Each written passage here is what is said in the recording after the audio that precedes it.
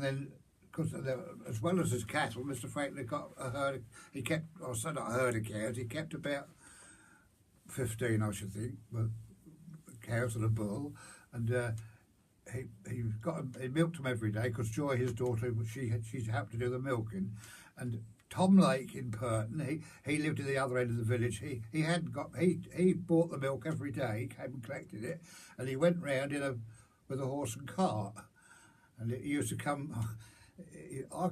There's a picture of him in the school actually, Tom Lake with his horse and cart. There was two big churns in the cart with taps, and he'd have a couple of silver measuring jugs. I think one got half. You held half a pint and one a pint. And you went out with it when he pulled up outside. You went out with your jug and told him what you wanted, and he measured it off and tipped it in. And he every day, as I say, he got his milk from Franklin. Then I don't know whether he died or retired, but after then, squires of Hitchin started come in and fetching the milk from Walnut Tree.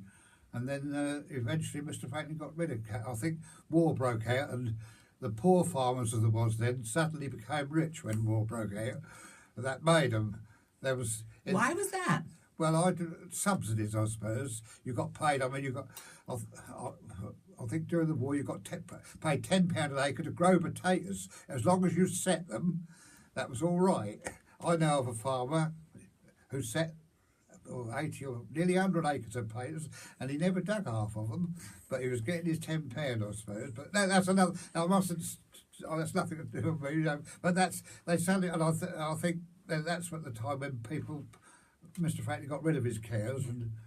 Did he have sheep or anything? And then he brought the tractors turned up then. So there was no tractors until about 1940. And then so how did you plough? Horses. I started ploughing with 2 horses in 1942. I left school in 1942, and I had a year with my father because he was market gardening. And then one day Mr. Franklin said, would I give him a day or two because he was short of labour, and he sent me with 2 horses rolling.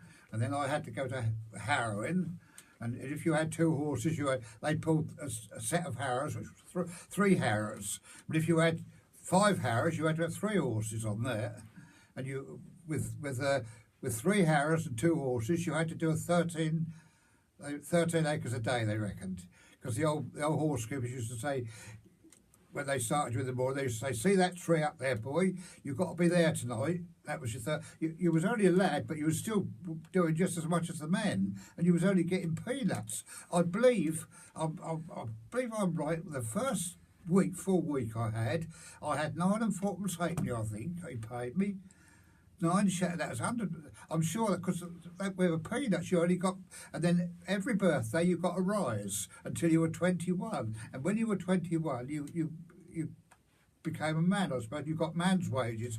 But for the time you were 15 to 21, you were doing men's work, but you weren't getting men's wages.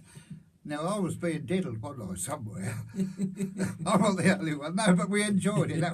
And everybody, there was 9 farms in Pirton, and 95% of the men in the village worked on the farms. We all talked agricultural language, and everybody was happy, and people walked about whistling. Nobody whistles now here.